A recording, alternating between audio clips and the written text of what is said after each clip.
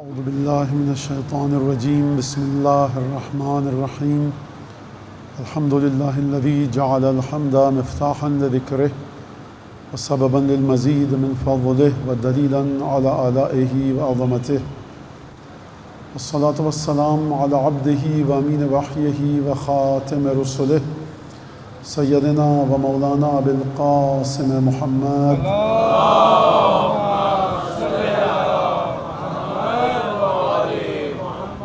وعلى أهل بيته الطيبين الطاهرين الذين أذهب الله عنهم الرجس وطهرهم تطهيرا.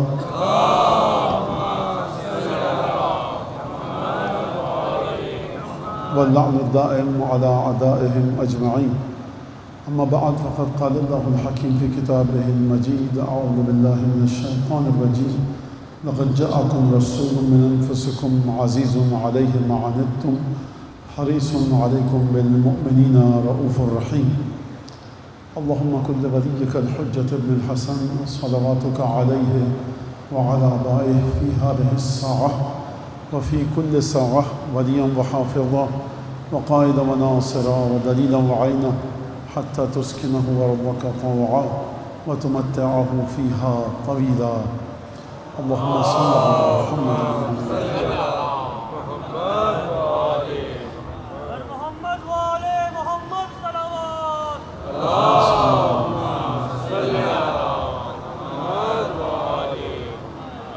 رسالت اور حقیقت امامت کے عنوان کے تحت یہ گفتگو آپ کے سامنے چل رہی ہے.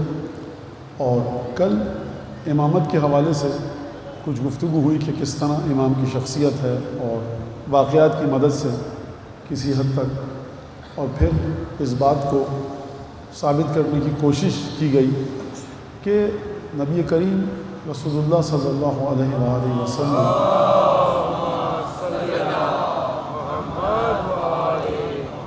کہ جو اسی سورہ توبہ کی آخری آیت جو کل میں نے آپ کے سامنے پڑھی اور جو آیت خطبے میں مسلسل آپ کے سامنے تلاوت کر رہا ہوں، لقد جاءکم رسول من انفسکم، اس آیت کے بعد سے 129ویں آیت ہے جو آخری آیت ہے، سمجھ لیجئے کہ جہاں رسول خدا سے پروردگار عالم حکم دے رہا ہے فَإِن تَوَلَّوْا فَقُلْ، اگر یہ پیٹھ موڑ کے جا رہے ہیں کفار یا منافقین، خدا نے دیکھے معین نہیں کیا کہ یہ کفار کی حالت بتا رہا ہوں یا منافقین کی. ہمیشہ اگر خدا کفر کے لفظ کو استعمال کر رہا ہے تو یہاں پر کفر کی بات ہے، اگر نفاق کے لفظ کو استعمال کر رہا ہے تو منافقت کی بات ہے. فی قلوبہم مرض، ان کے دلوں میں مرض ہے تو ایک خاص قسم کے نفاق کی بات ہو رہی ہے. اور اگر خداوند تبارک و تعالیٰ فرما رہا ہے کہ تولو یعنی پیٹھ موڑ کر جو جا رہے ہیں، منہ پھیر رہے ہیں، تو ہو سکتا ہے اس میں وہ بھی شامل ہے کہ جو منافق ہے، مسلم بھی ہے، کلمہ پڑھ رہا ہے، رسول کے ساتھ ہے لیکن رسول کی بات نہیں مان رہا. مختلف الفاظ پروردگار عالم نے استعمال کیے ہیں ان لوگوں کے لیے جو رسول کی بات نہیں مانتے. شقاق کا لفظ استعمال کیا. شقاق، شق کرنا، ایک چیز کو دو حصوں میں توڑ دینا، ایک چیز کو دو حصوں میں تقسیم کر دینا. جب ہم کہتے ہیں کہ کوئی پھل ہے، فرض کیجئے ناریل ہے، آپ نے اس کو دو حصوں میں تقسیم کیا تو آپ کہتے ہیں شق ہو گیا. سر جب پھٹ جاتا ہے تو کہا جاتا ہے سر شق ہو گیا. پہاڑ، درخت، بیچ میں سے اگر درار پڑ گئی تو کہا جاتا ہے درخت شق ہو گیا.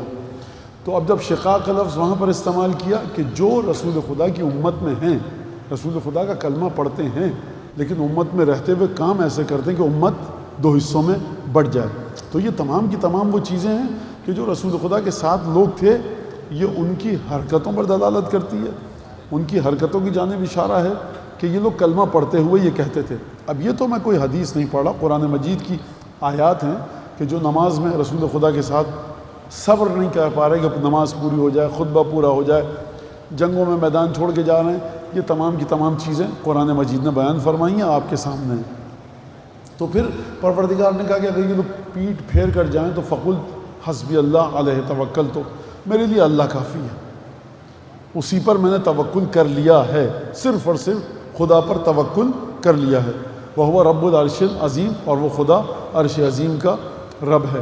یہاں تک بات ہوئی. اور پھر اس کے بعد تمام کے تمام واقعات جو میں نے آپ کو بتائے کہ جس کے اندر کٹھن واقعات، کڑے واقعات، بڑے تلخ واقعات، اہم گھمبیر واقعات، کہ جس میں رسول خدا نے جناب امیر المومنین سے مدد مانگی. اگر توکل خدا پر کر لیا تھا رسول خدا نے، اگر رب عرش عظیم کے ساتھ تعلق تھا اور خدا پر بھروسہ تھا، تو ہمیشہ علی بن ابی طالب سے مدد کیوں مانگی؟ رسول قرآن کی آیت کے خلاف جا نہیں سکتے، اس کا مطلب یہ ہے کہ توکل کا لازمہ یہ ہے کہ علی سے مدد مانگو. تفصیل کے ساتھ گفتگو ہوئی، اب وہ پوری تفصیل تو یہاں پر بہرحال آپ کے ذہنوں میں بات تازہ ہو جائے اور آپ کی سمجھ میں آ جائے کہ سلسلہ فکر کہاں سے جڑا.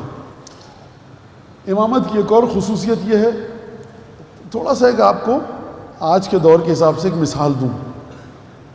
کچھ لوگ ہوتے ہیں وہ کہتے ہیں کہ ہم ایک وسیع تر مفاد میں کام کر رہے ہیں. اب دیکھیے، نہ میں اخبار پڑھتا ہوں، نہ ریڈیو سنتا ہوں، نہ ٹی وی دیکھتا ہوں. یہ میں کیوں بتا رہا ہوں؟ مولانا نے فلاں پر لگا دی، مولانا نے فلاں پر جملہ چست کر دیا. یہ ممبر اس لیے نہیں ہے کہ یہاں پر سیاست ریاست کی بات ہو، اور میں کرتا بھی نہیں. میں اس لیے کہہ رہا ہوں کہ اگر یہ جملہ کسی سیاستدان نے کو بیان دیا ہو، اس پر لگ جائے تو میں نے پہلے بتا دیا. نہ میں اخبار پڑھتا ہوں، کیونکہ اس میں جو خبریں آ رہی ہوتی ہیں ان کی اوقات پتہ ہے آدمی کو، تو پڑھنا چھوڑ دیا کئی سالوں سے. ریڈیو تو ختم ہو چکا ہے، ٹیلی ویژن الحمدللہ کہ وہ بھی اس کی توفیق بھی سلب ہو گئی ہے. تو نہ مجھے کوئی اطلاع، نہ میرا ان لوگوں سے کوئی تعلق ہے کہ جو مجھے کوئی خبریں بتائیں. تو یہ صرف اور صرف میں ایک مثال دے رہا ہوں جو انسانی سماج کی ایک عادت ہے. کچھ لوگ ہوتے ہیں وہ ہمیشہ کہتے ہیں براڈر پکچر کو ہم دیکھ رہے ہیں، اور سب سے پہلے خنجر آپ کی پیٹھ میں گھوپیں گے. یہ براڈر پکچر، ہم وسیع تر مفاد میں کام کر رہے ہیں اور ہمیشہ وہ وسیع تر مفاد ان کا اپنا ہوتا ہے. اور اس کے بعد دوستوں، آپ 10 سال 20 سال پرانے آپ کی پیٹھ میں خنجر گھونپ دیں گے، آپ کو بھیٹ چڑھا دیں گے اپنے مفادات کی. یہ بشر عام سیدھا سادہ آدمی وسیع تر مفاد میں کام کرنا پڑ گیا. لہٰذا دوستوں کو بناتے وقت دیکھ لیجئے کہ وہ وسیع تر مفاد کہتا کس کو ہے. یہ جو بشر ہے جس کی نگاہ پردے کے پیچھے نہیں دیکھ سکتی، یہ کہتا ہے وسیع تر مفاد میں یہ کام کر دیا. ہم سنتے ہیں اکثر یہ جملہ، بھائی یہ کرنا پڑ گیا، آپ جانتے ہیں ایسا تھا. وہ نگاہ جس کی نگاہ آسمان اور زمین کو دیکھ رہی ہے، جب وہ وسیع تر مفاد میں کام کرے گا تو بہت دو شقیں ہیں، دو جملے ہیں، دو کلاسیفیکیشنز ہیں، دو ڈویژنز ہیں. دو جملوں میں بات کروں گا میں.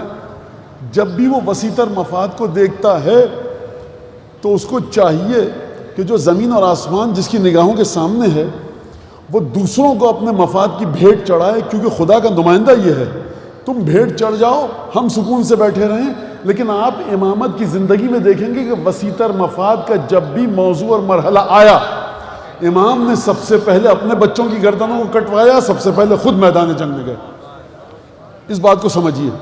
یعنی ممبر سے بیٹھ کے قوم کو درس اخلاق دینا اور ہے، اور جو آپ ممبر سے باتیں کہہ رہے ہیں اس پر خدا آپ کتنا عمل کر رہے ہیں یہ بات اور ہے. امیر المومنین نے خطبہ دیا. دیکھیے آسان کروں آپ کی مشکل کو، پنجتن کے علاوہ خدا کے پاس کچھ نہیں ہے جو اپنے رسول کو جس کا تحفہ دے سکے. کائنات میں پنجتن سے بڑی کوئی ہستی ہے ہی نہیں. آدم سے لے کر عیسیٰ تک کوئی پنجتن کا مقابلہ نہیں کر سکتا، کیونکہ یہ رسول کی روح سے جڑے ہیں. قرآن کی آیات اس پر دلالت کرتی ہے. یہ کیا مطلب؟ اپنے عقیدے کو صحیح کیجئے، آپ اس بات کو سمجھیے. لہٰذا ان کی نورانیت کیا ہے؟ قرآن کی مسلسل آیتیں چل رہی ہیں. تو آپ دیکھیے کہ امیر المومنین نہج البلاغہ میں ایک خطبہ ہے، اس کا ایک اقتباس میں آپ کے سامنے پیش کروں کہ کس طرح سے رسول خدا نے اور ان کے گھر والوں نے اسلام میں جو کچھ ہے وہ یا رسول کا ہے، یا علی کا ہے، یا سیدہ کا ہے، یا خدیجہ کا ہے، ابو طالب کا ہے، فاطمہ بنت اسد کا ہے، حسن حسین کا ہے، یا حسن حسین کے بچوں کا ہے. علیہم افضل الصلوات والسلام.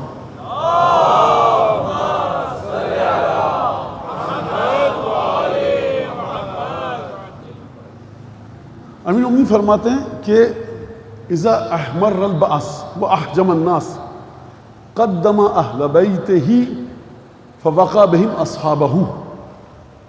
امیر المومنین کے جملے ہیں یہ. اگر کسی اور کے جملے ہوتے جنگ کے بارے میں، امیر المومنین جنگوں کے بارے میں بتا رہے ہیں جو رسول خدا کے زمانے میں جنگیں لڑی گئی. اگر یہ کسی اور کے جملے ہوتے تو آپ کہہ سکتے تھے کہ ان کو جنگوں کا کیا پتہ، یہ پچھلی صفوں میں ہوتے تھے. سرکار علی بن ابی طالب اتنے آگے ہوتے تھے کہ خبر ہی نہ تھی کہ پچھلی صفوں میں ہو کیا رہا ہے. لہٰذا امیر المومنین کے جملے ہیں یہ.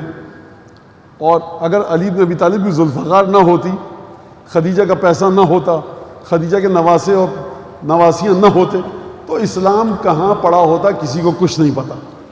لہٰذا آپ داستان شروع ہوتی ہے جناب ابو طالب اور جناب خدیجہ کے گھر سے، ختم ہوتی ہے جناب ابو خدیجہ کے نواسوں پر۔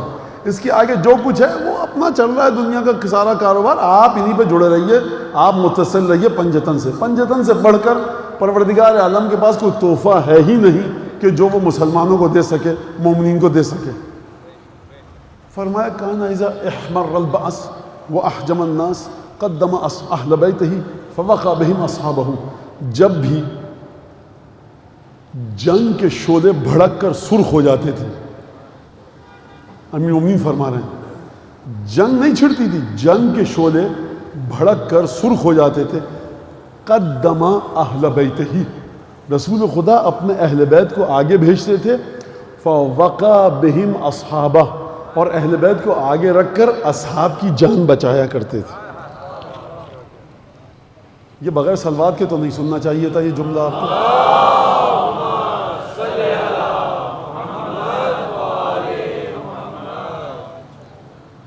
اہل بیت نبی کے گھر والے اصحاب کو بچا رہے ہیں، لہٰذا مسلمانوں کو بھی اگر بچنا ہے تو صحابہ کی سنت پر چلیں۔ صحابہ کی سنت یہ ہے کہ اہل بیت کے ذریعے اپنے آپ کو بچاؤ۔ فقدم اہل بیتہ فوقع بہم اصحابہ، اپنے گھر والوں کو آگے کرتے تھے، فوقع بہم اصحابہ، اپنے گھر والوں کے ذریعے اپنے اصحاب کو بچائے۔ فقتل من قتل، فرمایا قتل ہوا وہ جو قتل ہوا، فقتل عبیدہ بن الحارث یوم بدر، بدر میں ہم میرا چچا جناب عبیدہ، حارث نام ہے حضرت ابو طالب کے ایک اور بھائی کا، تو اس کا مطلب ہے عبیدہ بن حارث کون ہوئے؟ امیر المومنین کے چچا زاد بھائی ہوئے، رسول خدا کے چچا زاد بھائی ہوئے۔ واقعہ کیا ہوا تھا؟ اچھا بدر میں آپ کو پتا ہے کہ امیر المومنین حمزہ اور عبیدہ گئے تھے۔ واقعہ یہ ہوا تھا، اب کفار مکہ سے مجھے مدد لینی پڑ رہی ہے امیر المومنین کی فضیلت بتانے کے لیے۔ ہوا یہ کہ جب بیچارے سیدھے سادھے اصحاب آئے رسول خدا کے، ہوتا کیا تھا، بچے سنیں، نوجوان بچے، کہ پہلے پہلوان نکلتے تھے جو فن سپاہ گری کے ماہر ہوتے تھے، وہ آتے تھے 4 5 3 جتنے بھی، اور مد مقابل کے بھی آتے تھے، مقابلہ ان کے درمیان ہوتا تھا۔ جب مقابلہ ہو جاتا تھا، اب جس نے جس کو مارا تو اس کے لشکر کا حوصلہ بلند ہو جاتا تھا، ہمارے پہلوان نے آپ کے پہلوان کو مار دیا۔ پھر جب تک پہلوانوں کی جنگ چلتی رہتی تھی، ایک ایک 2 2 کر کے لوگ چلتے تھے، پھر جب وہ ختم ہو جاتے تھے، اگر فرض کیجئے کہ رات کی تاریکی پھیل گئی ہے تو جنگ کو اگلے دن کے لیے موقوف کر دیا جاتا تھا۔ جب 3 اصحاب نکلے رسول خدا کے، مکے والوں نے دیکھا، اب مکے میں کون؟ بنو امیہ کے بڑے بڑے لوگ جو بہت پیسے والے تھے، مستکبر استکبار کرنے والے، اپنے آپ کو اونچا سمجھنے والے، انہوں نے رسول خدا سے کہا کہ دیکھو محمد ابرز علینا اکفانا، ہمارے ہم پلہ بھیجو۔ یعنی رسول خدا کے ساتھ جتنے رہنے والے مکے والے ہر ایک کو اپنا ہم پلہ نہیں سمجھ رہے۔ دوسرا جملہ، مکے والے جو اپنا ہم پلہ سمجھ رہے ہیں، کیا یہ کہنا چاہتے ہیں کہ کوئی پیسے والا بھیجو ہماری طرح؟ عرب کی ایک عادت ہے کہ اگر عرب کوئی قتل ہوا تو کس کے ہاتھوں قتل ہوا، اگر اس نے کسی کو قتل کیا تو کس کو قتل کیا۔ اگر کسی بہادر کے ہاتھوں قتل ہوا تو یہ اس کی شان ہے کہ وہ بہادر کے ہاتھوں قتل ہوا، اور اگر اس نے کسی بڑے بہادر کو قتل کیا تو یہ اس کی شان ہے کہ اس نے کسی بہادر کو قتل کیا۔ مکے کے کافروں نے جب دیکھا کہ یہ سیدھے سادھے لوگ آئے ہیں، 2 منٹ تلوار نہیں چلے گی اور یہ زیر ہو جائیں گے، کہا ان کو مار کر اپنا نام تاریخ میں لکھوائیں کہ ان کو مارا، یہ نہیں ہو سکتا، ہمارے ہم پلہ بھیجو۔ اس کا مطلب کیا ہے؟ ہم پلہ بڑے پیسے والے تھے، جو کفار کے لشکر کے ساتھ آئے تھے وہ بڑے پیسے والے تھے، جو آئے وہاں سے وہ سب کے سب غریب لوگ تھے، حمزہ، عبیدہ، علی۔ اس کا مطلب ہے کفار مکہ کی نظر میں پیسہ معیار نہیں تھا، اگر پیسہ معیار ہوتا تو کہتے واپس بھیجو۔ ان کی نظر میں معیار یہ تھا کہ مکے کے 2 خاندان تھے، ایک خاندان شیطنت میں، دشمنی اسلام میں، نفاق میں، ہند جگر خار جیسی حرکتیں اس میں مشہور تھا، اور دوسرا بنو ہاشم کی جو پاکیزگی، طہارت، بلندی اور مردانگی اور فتوت میں۔ کہا کہ ایسا تو آئے کہ مکے کے 2 خاندان تھے جو ساتھ ساتھ پیرالل چلتے تھے، وہ تو آئے ہمارے سامنے، لہٰذا آپ نے توجہ کی، بات یہاں پیسے کی نہیں ہو رہی۔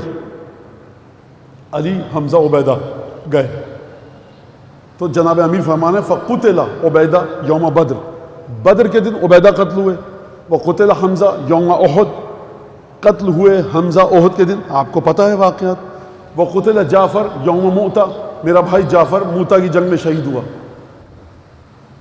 سوال ہے آپ سے، توجہ کے ساتھ سننا، کتنے نام دیے جناب امیر نے؟ 3، 2 چچا 1 بھائی،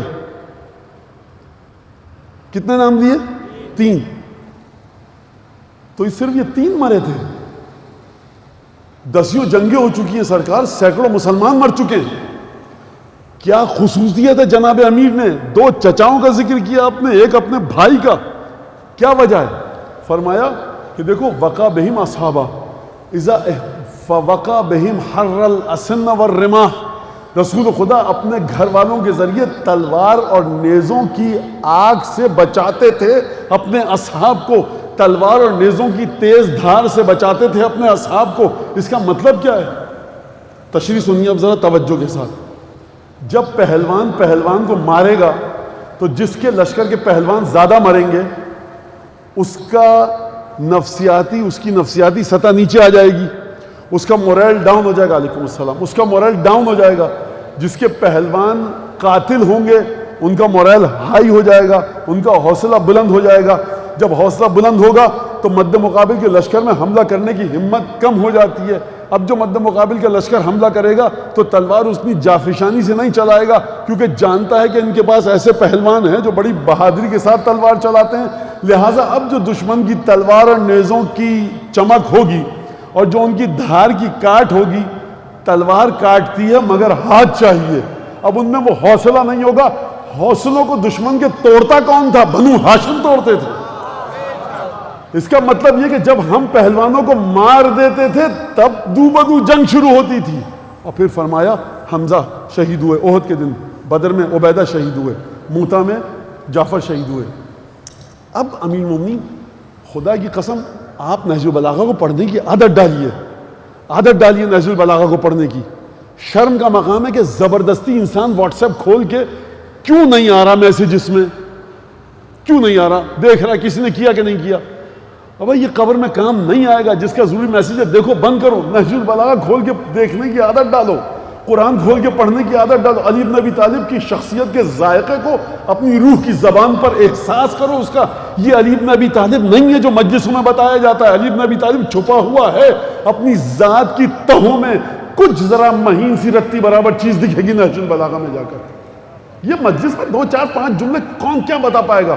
لہٰذا علی بن ابی طالب کی شخصیت کو محسوس کیجئے، چکھیے نہج البلاغہ پڑھ کے کہ کس طرح سے، اور شروع کیجئے خطوط کے ذریعے۔ فرمایا کہ وہ ارادہ من لو شئت ذکرت اسمہ، کیا واقعا یہ تو پہلی بغیر تکلف کے کہہ دوں، مجھے نہیں لگتا کہ آپ تک یہ جملہ پہنچ پائے گا، کیونکہ عربی جناب امیر کی ترجمہ کروں تو کیا خاک پہنچے گی بات آپ تک، لیکن کوشش کروں گا پہنچ جائے۔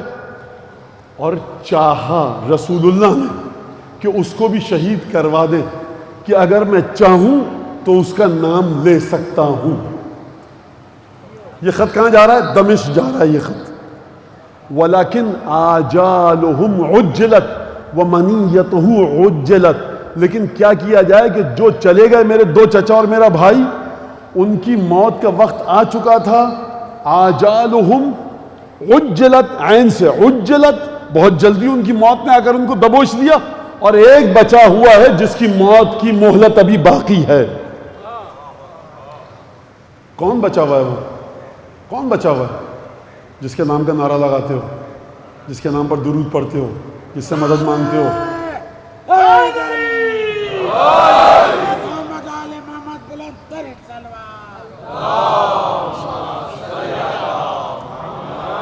کیونکہ جناب امیر کا مسئلہ ہے، مجھے شرم نہیں آ رہی ہے کہتے ہوئے کہ جملہ آپ تک منتقل ہوا ہی نہیں ہے اپنی گہرائی کے ساتھ۔ اس کے لیے کئی برس تک نہج البلاغہ کے صفحات پہ نگاہیں گاڑنی پڑیں گی۔ درک کرو، آپ نے سمجھا بڑا سادہ سا جملہ ہے، کیونکہ آپ امیر المومنین کی شخصیت کو نہج البلاغہ کے اوراق کے ذریعے نہیں سمجھے۔ اس جملے کا حق ادا نہیں ہوا ہے، یہ میں قسم کھا کے کہہ سکتا ہوں۔ اتنے سادے الفاظ میں علی بن ابی طالب نے اتنی بڑی بات کہی ہے، کہ بخدا حق ادا نہیں ہو سکا اس کا، لیکن کیونکہ جملہ مجھے بتانا تھا اس لیے میں نے بتایا، اور مجھے یقین تھا کہ ادا نہیں ہو سکتا، آپ کے ذہنوں تک نہیں پہنچ سکے گا یہ جملہ، لیکن اپنے ذہنوں میں رکھو۔ وَارَادَ مَن لَوْ شِئْتُ ذَكَرْتُ اسْمَهُ، اور ارادہ کیا رسول اللہ نے اس کو بھی شہید کرنے کا کہ جس کو شہید کروانا چاہتے تھے۔ کل کا جملہ یاد بھول گئے؟ اپنے بھائی علی کو میرا بابا جنگ کے شعلوں میں پھینک دیتا تھا، تو اگر پھینکنے والا اس نیت سے جائے اپنی جان بچا کر بھاگ کے آ جائے تو کیا فرق ہوا رسول کے بھائی میں اور ان لوگوں میں جو میدان چھوڑ کے آتے تھے؟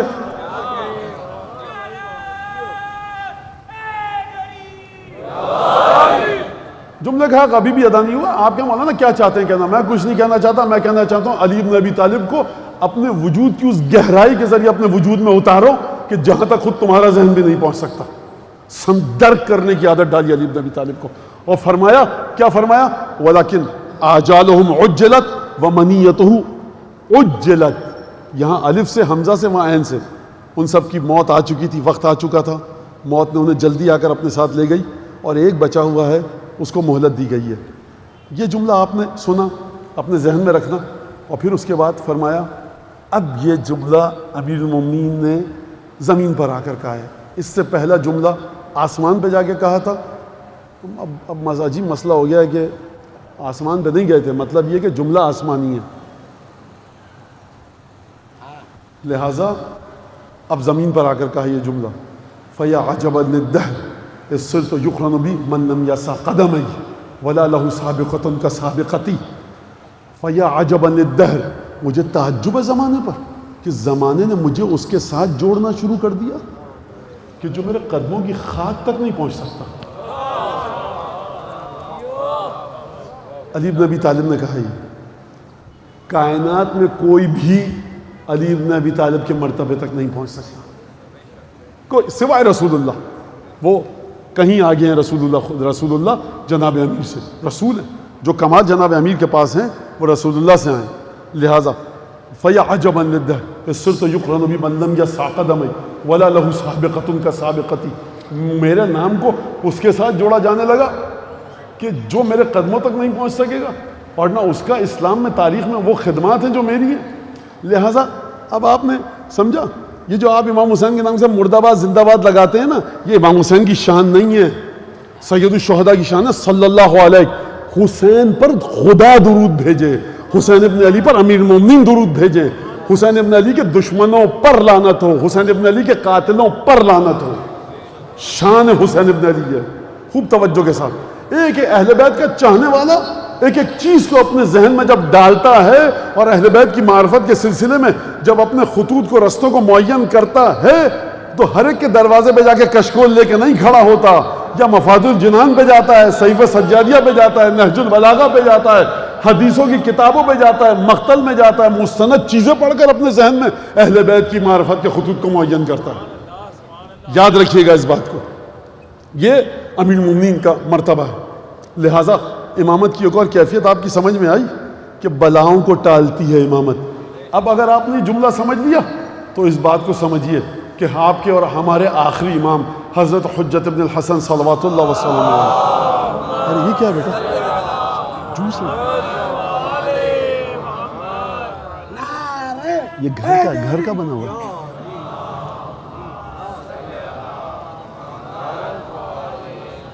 لہذا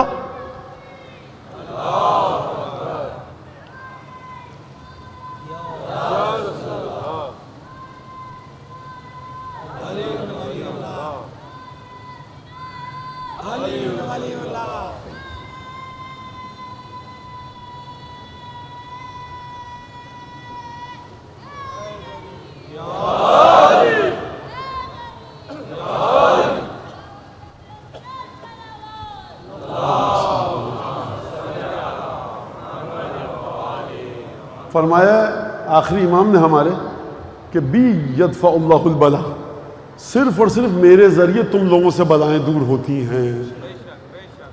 لہٰذا یہ خود ایک موضوع ہے باقاعدہ ہمارے عقائد کے لحاظ سے کہ وقت کے امام سے مدد کیسے مانگی جائے۔ مفاتیح الجنان میں جا کر دیکھیے آپ، شیخ عباس قمی نے کتنے استغاثے بلند لکھے ہیں، وہاں پر نقل کیے ہیں کہ جو امام زمانہ سے مدد مانگنے کی دعائیں بتائیں ہیں، جو امام زمانہ سے مدد مانگنے کے طریقے بتائیں، یعنی اس کا مطلب کیا ہے؟ اس کا مطلب یہ ہے کہ وہ ہستی کہ جس کے ہاتھوں میں طاقت ہے کہ مشکلات کو دور کر سکے، وہ ہستی اس وقت حضرت حجت ہیں، اور کوشش انسان کرے، محنت کرے، انسان گھر سے باہر نکلے، جو طریقے بتائیں عبادتوں کے، مدد مانگے صاحب العصر والزمان سے۔ کیوں؟ کیونکہ یہ عادت ہے اس گھرانے کی، اس گھرانے کے ذریعے پروردگار عالم نے اپنے رسول کی مدد کی ہے۔ تو سرکار ہم اور آپ کیا چیز ہیں؟ لہٰذا مدد ہمیشہ خانوادہ نبوت سے آئے گی، خانوادہ رسالت سے آئے گی۔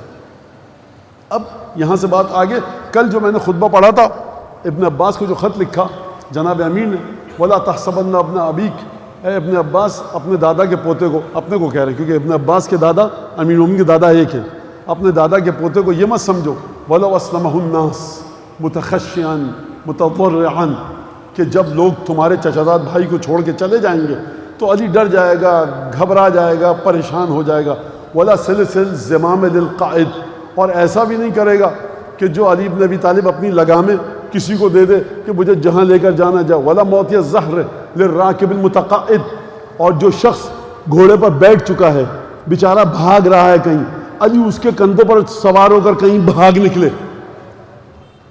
خوب توجہ کیا آپ نے، جو میں نے کہا تھا براڈر پکچر، مجھے اپنی جان بچانی ہے، یہ شخص بھاگ رہا ہے، اس کے کندھوں پہ بیٹھ کے چلا جاؤں۔ علی ابن ابی طالب اپنی منفعت کے لیے کبھی کسی کو استعمال نہیں کرے گا۔ یہ اتنا معمولی ہے لفظوں کے حوالے سے، اور اتنی عظیم بات ہے معنی کے حوالے سے کہ سوائے علی ابن ابی طالب کے کوئی اور کہہ نہیں سکتا اس طرح سے۔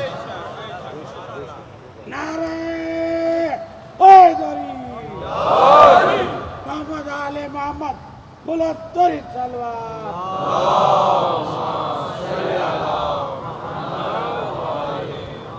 یعنی گھر میں جو امیر المومنین صدقہ و خیرات کرتے ہیں، حسن حسین بھوکے سوتے ہیں، سیدہ بھوکی سوتی ہیں، منطق تو یہ کہتی ہے عام بشری کہ بھئی یہ رسول کے نواسے ہیں، لیکن ولایت کا مرحلہ یہ کہ یہ اس طرح سے رسول خدا سے جڑ چکے ہیں۔ اب وہ معراج کا واقعہ اگر وقت ہوا تو سناؤں گا کہ جو 3 وعدے خدا نے لیے رسول اللہ سے امامت کے سلسلے میں، وہ بڑا اہم واقعہ ہے کہ جو 3 وعدے لیے تھے پروردگار عالم نے رسول اللہ سے معراج کے وقت، اس میں سے تمام کے تمام وعدے امامت پر آ کر منطبق ہوتے ہیں، اور وہ ایک طرح سے امامت کے سلسلے میں وعدے لیے تھے رسول اللہ سے۔ لیکن بہرحال بات لمبی ہو جائے گی، اس میں سے ایک بات یہ تھی کہ جب بھی کہا کہ پروردگار یہ میں وعدہ دیتا ہوں، دوسرا وعدہ دیتا ہوں، تیسرا وعدہ دیکھو محمد، تیسرا وعدہ تم یہ دو کہ تمہارے بعد تمہارے بھائی علی پر ظلم ہوگا، اس پر سب و شتم کیا جائے گا، اس کے اوپر ظلم کیا جائے گا، اس کے حق کو غصب کیا جائے گا، اس کے اوپر تعدی اور تجاوز ہوگا۔ اس مقام پر آ کر رسول خدا نے فرمایا پروردگار میں وعدہ کرتا ہوں وَمِنْكَ التَّوْفِيقِ، پروردگار توفیق تیری جانب سے ہوگی۔ ان 2 وعدوں کے سلسلے میں نہیں فرمایا، جب علی کا نام لیا خدا سے پھر توفیق طلب کی، یعنی ذات علی ابن ابی طالب وہ ہے کہ پروردگار کہے کہ اے محمد تمہاری موت کے بعد، تمہاری شہادت کے بعد علی ابن ابی طالب کے ساتھ یہ کام ہوں گے۔ خوب توجہ کرنا عزیزان گرامی، کام ہوں گے علی کے ساتھ۔ دل دھڑک رہا ہے رسول خدا کا، سمجھے آپ اپنے امام کا مرتبہ؟ وعدہ لینا چاہیے تھا علی سے، وعدہ لیا رسول سے، یعنی کیا مطلب؟ یعنی علی ابن ابی طالب اس مرحلے پر ہے کہ علی ابن ابی طالب نے اپنے پاس اپنا کچھ نہیں چھوڑا، جو ہے رسول کو دے دیا۔ یا رسول اللہ معراج پر گئے، میری طرف سے وعدہ دیا، کوئی پریشانی نہیں ہے، آپ نے وعدہ دیا، آپ کا وعدہ میں نبھاؤں گا۔ اب چلیے، وہ تو آسمان تھا، دنیا پر زمین پر آئیے۔ امیر المومنین فرماتے ہیں کہ پروردگار نے حکم دیا رسول خدا کو کہ دنیا کو حقیر سمجھو، فَصَغَّرَ مَا صَغَّرَهَ اللَّهُ وَحَقَّرَ مَا حَقَّرَهُ اللَّهُ۔ علی ابن ابی طالب فرماتے ہیں نہج البلاغہ میں، خدا نے حکم دیا محمد دنیا کو حقیر سمجھو، دنیا کو چھوٹا سمجھو، فَصَغَّرَ مَا صَغَّرَهُ اللَّهُ، تو اللہ کے رسول نے دنیا کو چھوٹا سمجھا کیونکہ خدا نے دنیا کو چھوٹا سمجھا۔ وَحَقَّرَ مَا حَقَّرَهُ اللَّهُ، اور رسول خدا نے اس کو حقیر سمجھا، اس کی تحقیر کی جس کو خدا نے حقیر سمجھا۔ جملہ سنا آپ نے؟ جس کی خدا نے تحقیر کی اس کی رسول خدا نے تحقیر کی، جس کو خدا نے حقیر کیا اس کو رسول خدا نے حقیر کیا، جس کو خدا نے کہا بے قیمت چیز ہے رسول خدا نے اس کو بے قیمت مانا۔ آ گئی بات سمجھ میں؟ یہ کس کی بات ہو رہی ہے؟ حقیر جس جانو، چھوٹا جانو، بے قیمت، کس کی بات ہو رہی ہے؟ دنیا کی۔ توجہ ہے؟ دنیا کی بات ہو رہی ہے. دنیا، اے محمد دنیا کو حقیر سمجھو. اب مولا نے فرمایا وَلَوْ لَمْ تَكُنْ فِينَا حُبُّ مَا حَقَّرَهُ اللَّهُ یا حُبُّ مَا أَبْغَضَهُ اللَّهُ لَكَفَى بِنَا شِقَاقًا وَمُحَادَّةً عَنِ اللَّهِ وَرَسُولِهِ. اگر ہم میں صرف یہ صفت ہو، جناب امیر فرما رہے ہیں، اگر ہم میں صرف یہ صفت ہو کہ جس کو رسول خدا حقیر اور بے عزت سمجھ رہے ہیں، عزت کے لائق نہیں سمجھ رہے، جس چیز کو رسول خدا حقیر سمجھ رہے ہیں، ہم اس کو اہمیت دیں، یہی صفت ہم میں ہو، بقیہ ہم پورے دین پر عمل کریں، تو کافی ہے کہ یہ کہا جا سکے ہمارے بارے میں کہ یہ اللہ اور اس کے رسول کا مخالف ہے. اچھا، دوسری حدیث. یہ حدیث تو ایسی ہے کہ یہاں پر سمجھ میں نہیں آ رہا کہ امام فرشتوں سے گفتگو کر رہے ہیں، خدا سے گفتگو کر رہے ہیں. سئل عن اعظم الناس قدرا، کچھ حدیثیں ہوتی ہیں چھوٹے سے الفاظ ہوتے ہیں. سئل اعظم الناس قدرا، 4 حرف ہیں، 4 لفظ ہیں، لیکن جملہ پوچھا گیا مولا سے، مولا یہ بتائیے سب سے بڑا کون انسان ہے جس کی قدر و قیمت عظیم ترین ہے؟ فرمایا کیا کس جگہ پر جا کر جملہ، میں جملے کے حساب سے بات کروں، مانا تو مجھے بھی سمجھ میں نہیں آتا. فرمایا کہ من لا یرا لنفسہ الدنیا قدرا، جیسے اس نے سوال کیا ویسے مولا نے جواب دیا. کون ہے جو عظیم ترین قدر و قیمت کا مالک ہے مولا؟ فرمایا وہ شخص جو دنیا کی کسی بھی چیز کو اپنے لیے پیمانہ عزت قرار نہ دے.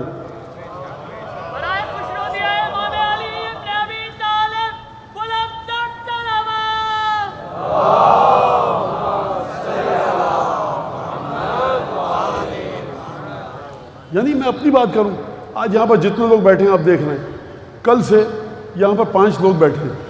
یہ دنیا ہے، کسی کی تقلید ہوتی ہے 50 لاکھ تقلید کرتے ہیں، ایک کی تقلید ہوتی ہے 50,000 کرتے ہیں. یہ دنیا ہے.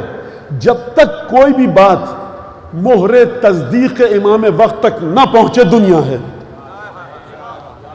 مولانا انہوں نے یہ کیا، انہوں نے وہ کیا، وہ یہ نحو پڑھتے ہیں، وہ مجلس پڑھتے ہیں، رات کو اتنا رش ہوتا ہے، دن کو اتنا رش ہوتا ہے، یہ فلاں، یہ تمہیں یقین ہے؟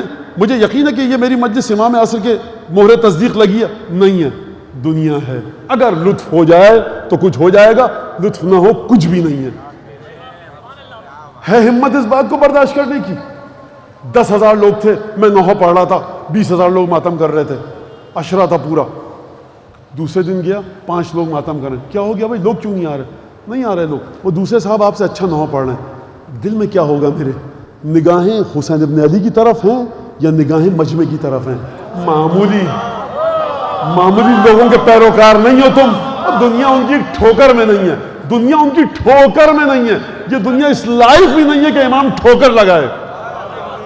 سویلا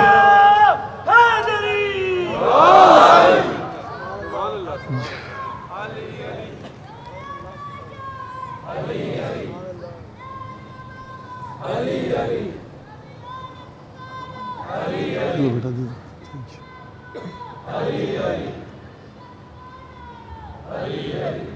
بہت شکریہ.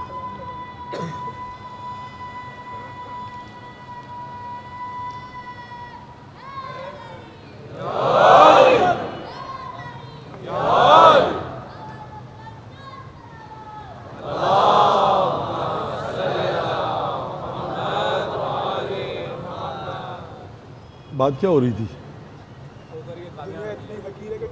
شکریہ بیٹا، یہیں بیٹھا کرو تم. دنیا اتنی حقیر ہے کہ یہ کسی جگہ پہ نہیں آتی. یہ آپ نے بات سنی، بہت تھکایا آپ کو. چلیے دوبارہ اسی خطبے کی طرف. امامت کی سطح سمجھیے کیا ہے، اگر سمجھ میں آ جائے تو. نہیں کہہ رہا میری سمجھ میں آ گئی، میں اور آپ ایک ہی ہیں، 2-4 فٹ اوپر بیٹھا ہوں بس، اس کے علاوہ کوئی کچھ نہیں. مگر آپ کی دعا ہو جائے کہ جو 4-5 لفظ ڈھنگ کے نکل آئیں منہ سے. خدا نے کہا محمد مصطفیٰ، علی، فاطمہ، حسن، حسین دنیا کو حقیر سمجھو. انہوں نے حقیر سمجھا. خدا نے کہا دنیا سے بغض رکھو، نفرت رکھو. انہوں نے نفرت رکھی. اب ایک جملہ میں خدا سے کہنا چاہتا ہوں، وہ بھی اس وجہ سے کہ آپ کی نظر میں پنجتن کی، ہمارے اماموں کی اور جناب امیر المومنین کی عظمت کچھ کسی حد تک سمجھ میں آئے. خدایا تجھے نہ سردی لگتی ہے نہ گرمی، تو نہ تجھے سردی کا لباس چاہیے نہ گرمی کا. خدا تجھے نہ بھوک لگتی ہے نہ نیند آتی ہے، تجھے آرام کے لیے بچھونا نہیں چاہیے. خدایا تیری اولاد نہیں ہے جس کو تکلیف میں دیکھ کے تو تکلیف میں آ جائے. خدایا تجھ پر موسم کی سختیاں اثر نہیں کرتی, تجھے آرام کی ضرورت نہیں ہے. خدایا تیرے سامنے کوئی دشمن آئے تیرا کچھ نہیں بگاڑ سکتا. خدایا تیرے سامنے آ کر تجھے کوئی برا بھلا نہیں کہہ سکتا. تیرے سامنے آ کر معاشرے کے 2 کوڑی کے لوگ تیرے خلاف جا کر بات نہیں کر سکتے. تو نے تو وہاں سے کہہ دیا علی دنیا کو حقیر سمجھو, یہ علی تیرا بندہ ہے, اس کو بھوک بھی لگتی ہے, اس کو پیاس بھی لگتی ہے, اس کی اولادیں بھی ہیں. تو نے وہاں سے جو حکم دیا لامکاں ہو کر علی نے اس حکم کو اجرا کیا صاحب مکاں ہو کر. نہیں یہ جملہ ایسا نہیں, اس پہ صلوات کیوں نہیں بھیجی آپ نے مولا کی بارگاہ میں؟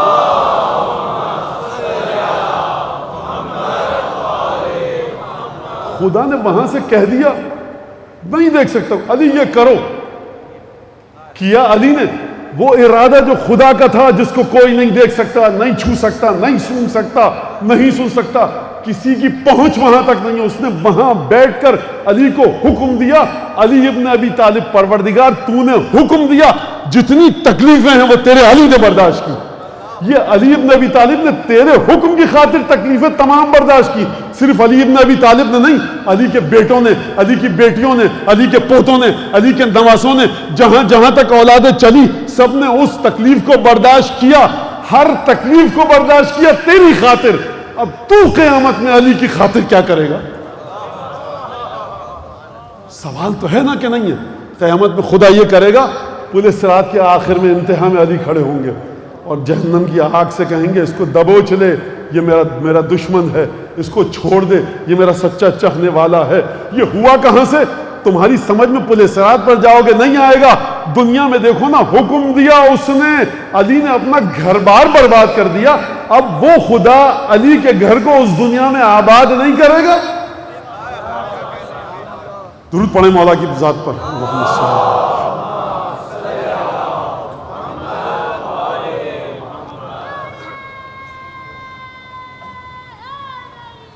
لہذا فرمایا وَلَا وَطِيَ الزَّهْرِ لِلرَّاكِبِ الْمُتَقَعِدِ. علی ابن ابی طالب کسی بیٹھے ہوئے کو جو بھاگ رہا ہو, بیٹھ چکا ہو جنگ میں, اس کی پشت پر بیٹھ کر بھاگنے والا بھی نہیں ہے اور نہ اپنی لگام کو کسی کے ہاتھوں میں دینے والا بھی نہیں ہے. یہ علی ابن ابی طالب کی عادت نہیں ہے. ولیکنی, لیکن مسئلہ یہ ہے کما قال اخو بنی سلیم یا سلیم, وہ بنو سلیم کے ایک شاعر نے کہا ہے وَإِن تَسْأَلَنِي وَإِن تَسْأَلِينِي كَيْفَ أَنْتَ فَإِنَّنِي صبور علی ریب الزمان صلیب. علی ابن ابی طالب یعنی عجب متلاطم سمندر ہے, اقیانوس ہے. جب شعر پڑھتے ہیں تو لگتا ہے کہ ایک دریا بہا دیا, خطبہ توحید پہ دیں کیا. یعنی آپ علی ابن ابی طالب کو بشریت مل جائے سنبھال نہیں سکتی.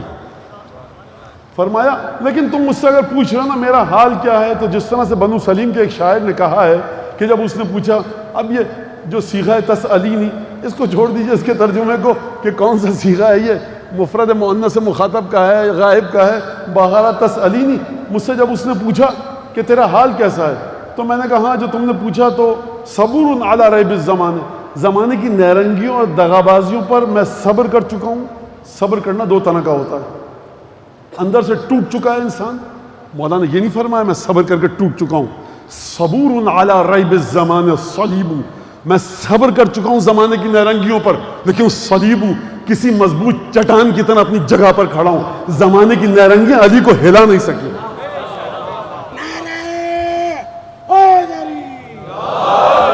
محمد آل محمد بلند ترین صلوات.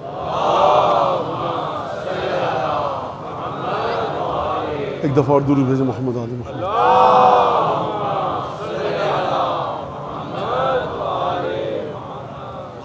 تو لہٰذا امامت کے تعلق کو سمجھنا ہے رسالت کے ذریعے سمجھیے. جب تک پچھلے رسولوں کے 2-4 واقعات میں آپ کے سامنے بتاؤں اس وقت تک سمجھ میں نہیں آئیں گے. تو جب تک جناب امیر کی شخصیت, اور یہ کل بات ہو چکی, امامت یعنی باطن رسول, یعنی رسول کے آپ کو اندرونی وجود کو دیکھنا ہے, باطن کو علی بن ابی طالب کو دیکھیے. رسول خدا کے دل و دماغ اور روح اور نفس کو دیکھنا ہے, حسن کو دیکھیے, حسین کو دیکھیے. یہ مرحلہ ہے ان کا. لہذا اور ایک درود بھیجے محمد آل محمد.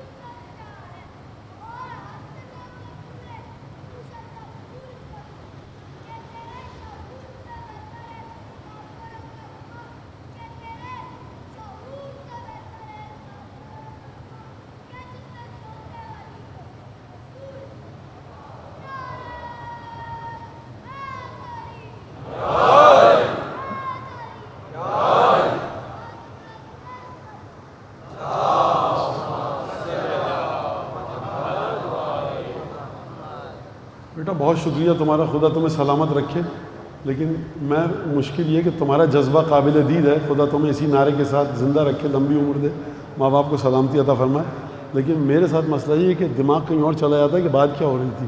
لہٰذا درود پڑھیے محمد آل محمد.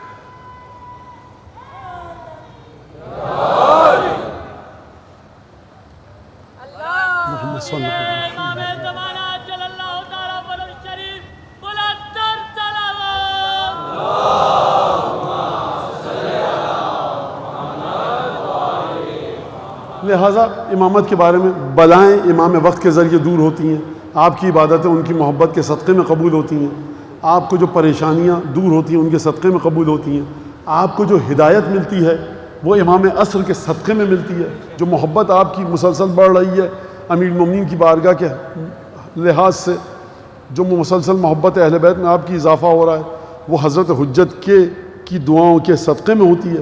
لہٰذا اسی لیے علماء فرماتے ہیں اور روایات بھی اس پر دلالت بتاتی ہیں کہ جو بھی عمل آپ کا ہے اس کا ثواب ہدیہ کیجیے آپ کس کو؟ حضرت حجت کو. یہ کریم گھرانہ ہے، جو اس کو تحفے دیتا ہے یہ اس سے بڑھ کر تحفے جواب میں دیتا ہے. جتنے بھی آپ کر رہے ہیں، ماتم کر رہے ہیں، گریہ کر رہے ہیں، حضرت حجت کو اس کا ثواب ہدیہ کیجیے. گھبرائیے نہیں، مولانا سب امام کو دے دیا تو پاس کیا بچے گا؟ بچا وہی ہے جو امام کو دیا ہے. جو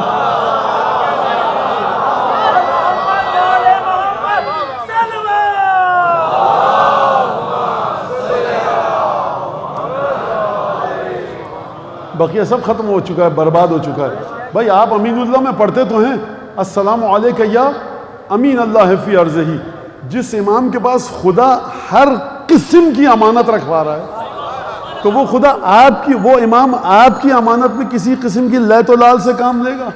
کوئی نقص وارد ہونے دے گا؟ اس پر کمی آنے دے گا؟ امام خدا کا امین ہے، امین اللہ، امین الرحمن نہیں ہے، امین الرحیم نہیں ہے، امین الکریم نہیں ہے، امین اللہ. جہاں جہاں قرآن میں اللہ کا لفظ آیا جا کر دیکھیے آپ، اس خدا کا امین ہے آپ کا اور ہمارا امام. لہذا یہ بات، اور پھر اس کے بعد جو مواعظ ہیں ائمہ کے اور نصائح ہیں، میں تقریر کو ذرا سا بس یہاں تک آپ کو تھکایا. اب آپ دیکھیے کہ ہر نبی کی، کل عبادت پر بات ہوئی تھی نا کہ آپ کی عبادت کیا ہے؟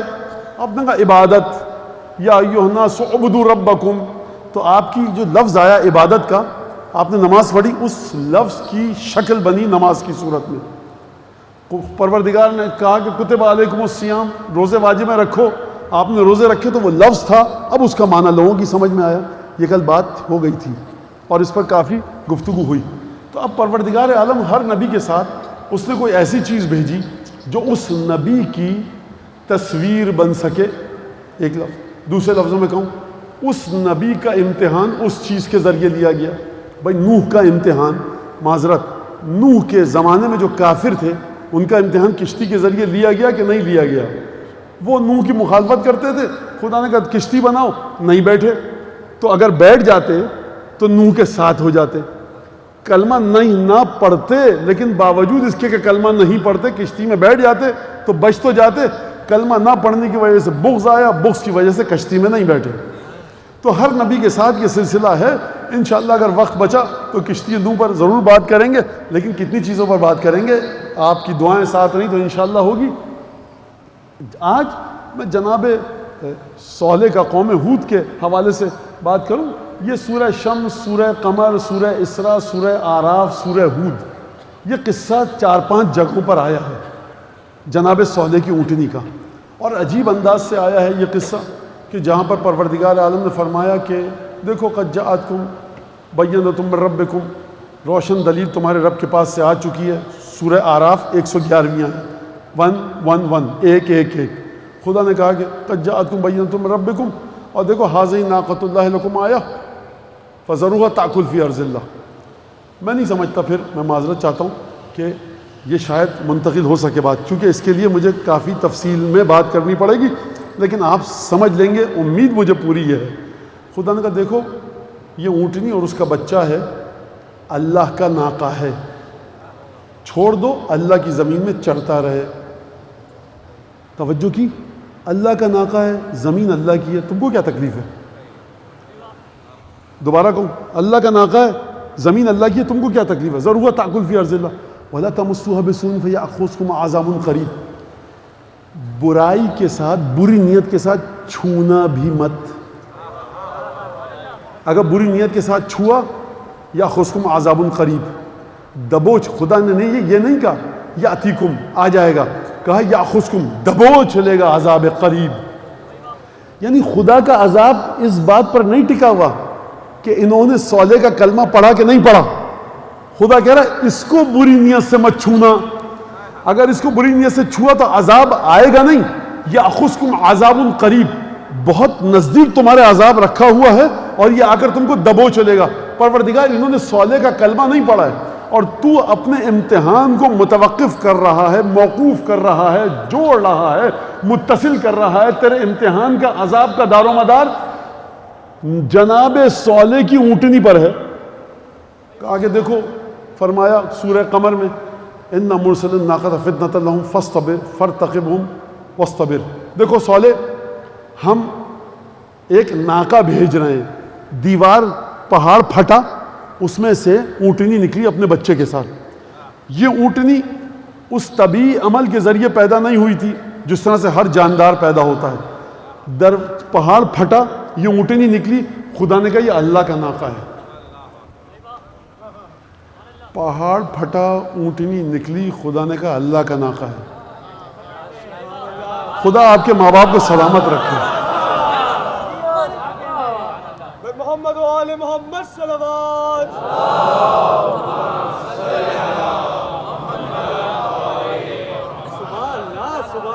خدا واقعاً دل سے دعا نکل رہی ہے، آپ نے میری محنت کو کم کر دیا۔ تو کہا یہ اللہ کا ناقہ ہے، بری نیت سے چھونا بھی مت، جانور ہے۔ خدایا اگر تجھے امتحان لینا تھا تو کسی انسان کو نکالتا۔ خدا کا شاید جواب آئے گا ایک انسان جب دیوار شق ہوگی۔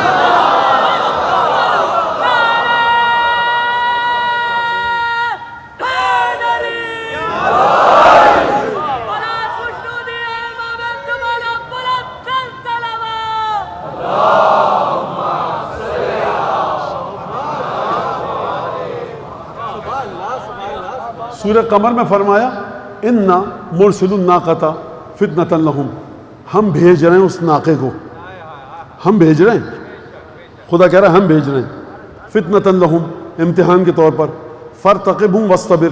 دیکھو صالح، ان کو دیکھتے رہو یہ اس ناقے کے ساتھ کیا کرتے ہیں۔ پروردگار صالح پیغمبر ہے، بھائی آپ رسول کو چھوڑ کر پنجتن کی کیوں بات کرتے ہیں؟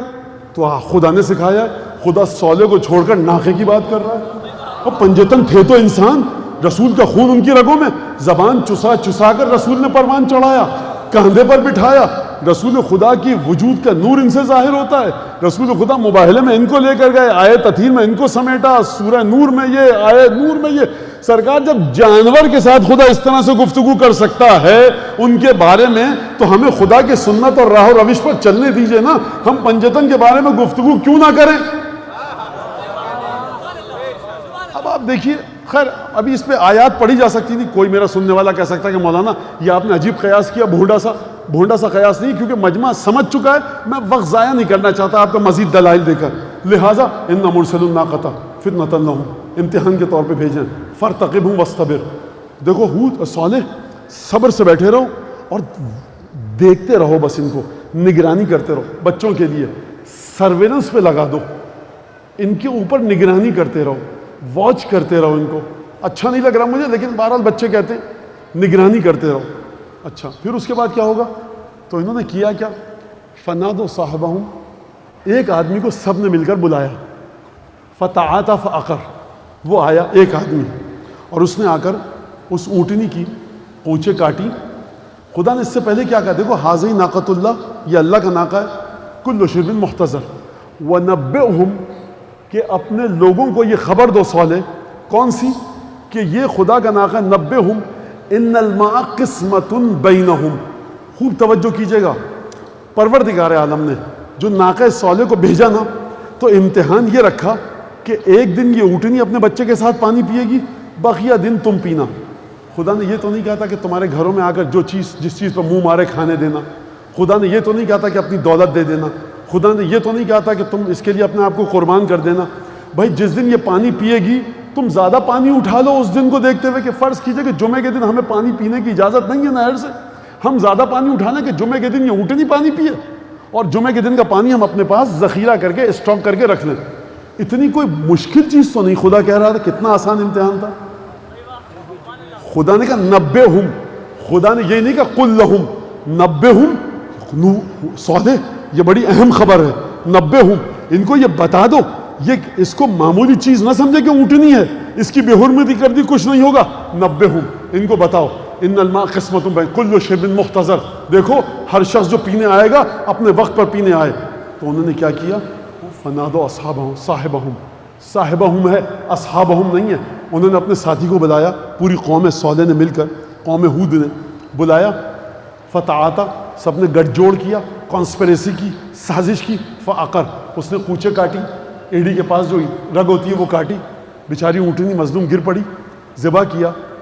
فکیف کان عذابی و نذر, ادھر انہوں نے ذبح کیا, ادھر خدا سورہ قمر میں فرما رہا ہے اسی آیت کے بعد میرا عذاب تھا کیسا. یعنی اب خدا رکے گا نہیں, ان سے پوچھو میرا عذاب کیسا تھا.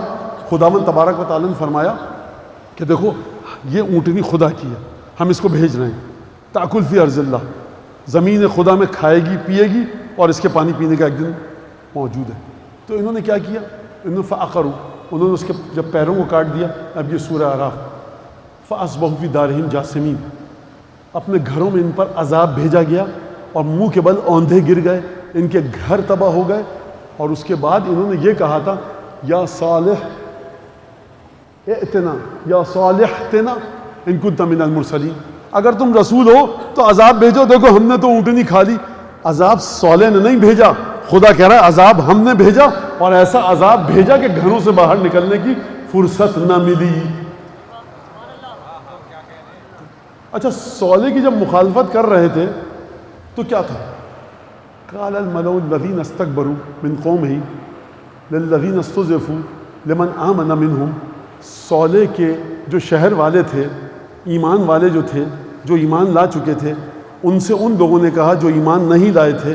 خدا نے ایک صفت کو بیان کیا, مستکبر, اپنے آپ کو بڑا سمجھنے والے. غریب انسان معمولاً نہیں ہوتا ایسا, البتہ ہوتا بھی ہے, لیکن بہرحال مستکبر یعنی جو اپنے آپ کو بڑا سمجھ رہا ہو, عہدے کی بنیاد پر, پیسے کی بنیاد پر, روپے کی بنیاد پر. کچھ لوگ آتے ہیں امام باڑے میں, وہ اگر ڈائریکٹر ہے نا کسی ادارے کے, تو امام باڑے میں بھی ڈائریکٹر ہیں, مکے میں بھی جاتے ہیں ڈائریکٹر ہیں, امام حسین کے حرم میں بھی جاتے ہیں ڈائریکٹر ہیں. ان کو نہیں پتا یہاں نہ ڈائریکٹر کی کوئی اوقات ہے, نہ کسی قطب کی, نہ درویش کی, نہ ابدال کی. امیر المومنین کی زیارت کے آداب میں ایک جملہ ہے, جو جائے گا غیر متکبرین ولا مستکبرین, جو جائے گا علی بن ابی طالب کی زیارت کو دل سے تکبر کو نکال کر زیارت اس کی قبول ہے. یہ عبد الہی کے پاس آ رہے ہو, مجلس میں آئے ہو, تم ڈائریکٹر ہو گے اپنے دفتر میں, کہ کتنی بڑی اوقات ہے. تم اگر کسی بڑے عہدے پر ہوگے تم اپنے دفتر میں ہوگے. یہ فرش حسین ابن علی ہے. یہاں کی شرط یہ ہے کہ تخشع اور تذلل کے ساتھ آؤ. لہٰذا کوئی بڑے عہدے کے صاحب ہیں, مسجد میں دھکا لگ گیا, تمیز نہیں ہے آپ کو تمیز نہیں ہے, گھر میں بیٹھیے, مت آئیے حسین ابن علی کی عزاداری پر. گئے کربلا میں, کوئی ویل چیئر چلا رہا ہے, میں بتاؤں بھی مستکبر کا معنی کیا, متکبر کا. ویل چیئر چلا رہا ہے, مولانا کے پیر میں لگ گئی. تم سے کس نے کہا تھا بھائی کربلا آؤ؟ مولانا تم سے کس نے کہا تھا کہ اپنے نجس وجود کو لے کر یہاں پر آؤ؟ یہ ویل چیئر والا حسین ابن علی کا ظاہر ہے. الحمد کا خدا, الحمد حسین ابن علی کے ظاہر کی ویل چیئر میرے پیر پر لگی. مولا یہ آپ کے ظاہر کی ویل چیئر کا زخم ہے, زخم آپ کے ظاہر نے دیا ہے تو اجر بھی آپ دیں گے, خوش ہو. وہ عزاداری ختم ہو رہی ہے آپ کی, آپ بھول جائیے اس عزاداری کو جو میں اپنے بچپن میں دیکھتا تھا. اگر یہ شہر واپس اس عزاداری کی طرف نہیں گیا, واللہ قسم امیر المومنین کی, وہ عذاب نصیب ہوگا. عذاب پتھر نہیں برسیں گے, کیونکہ امت رسول خدا پر وہ عذاب نہیں آئے گا جو گزشتہ امتوں پر آیا. ولایت تم سے چھین لی جائے گی, اس ولایت حسین ابن علی کے ساتھ ہر نجس چیز آ جائے گی، تم کو پتہ ہی نہیں چلے گا، یہ سزا ملے گی۔ لے کے جاؤ عزاداری کو اسی جگہ پر کہ جو جس طریقے سے بزرگ عزاداری کرتے تھے، احترام کے ساتھ۔ فیشن شو میں نہیں آ رہا ہے یہ پینٹ اس شرٹ کے ساتھ چلے گی کہ نہیں چلے گی، عاشور کا دن ہے، سادے ترین کپڑوں میں آؤ، اپنے آپ کو حسین ابن علی کا خادم سمجھو، سمجھو اس بات کو، نوجوان سمجھے، بال کیسے کٹائیں، جیل کون سی لگائیں، جاؤ کسی فیشن شو میں، آوے کا آوا بگڑ چکا ہے، جہاں تصویروں پہ لڑائی ہو رہی ہے، میرا نام چھوٹا اس کا نام بڑا، کہاں تم ایمان کس کو ہے؟ امام حسین پر ایمان ہے، حسین ابن علی۔ کسی دیہات میں جو ذاکر اگر پڑھ رہا ہوگا 40 واٹ کا بلب لگا کر، نہ جانے کس زبان میں 2 آدمی بیٹھے ہوں گے، ہو سکتا ہے اس ذاکر کی شفاعت کے ہم سب محتاج ہوں۔ حسین ابن علی 5-6 ہزار کا مجمع نہیں دیکھ رہے، یہ مجمع نہیں دیکھ رہا حسین ابن علی، واللہ بے خدا یہ ذکر امام حسین کا ہے، صرف یہ امید ہے، ورنہ نہ مجھے اپنی نیت پر امید ہے یا آپ کی دعاؤں پر امید ہے۔ اس قضیے کو بڑی سنجیدگی کے ساتھ سمجھو، یہ ٹائم فلر جملہ نہیں ہے جو میں نے کہا ہے، اس کو اپنے وجود میں اتارو، اور اگر اتارنا چاہو گے تو قدم قدم پر خود حضرت حجت آپ کی مدد کریں گے۔ آپ کے خیال آئے گا آپ کو یہ کام عزاداری کے احترام کے خلاف ہے، وہ کام خلاف ہے، سمجھیے اس بات کو۔ درود بھیجیے امیر المومنین کی بارگاہ میں۔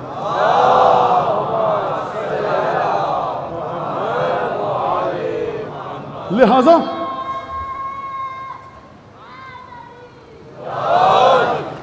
قال الملأ الذين استكبروا للذين استضعفوا لمن آمن منهم، وہ جو متکبر تھے نا بڑے غرور والے، انہوں نے جناب صالح کے کمزور لوگوں سے کہا کہ اتعلمون، تمہیں یہ خبر بھی ہے کہ صالح جو ہے مرسل من ربہ، یہ جو صالح ہماری بستی میں گھوم رہا ہے نا، یہ صالح یہ پیغمبر ہے۔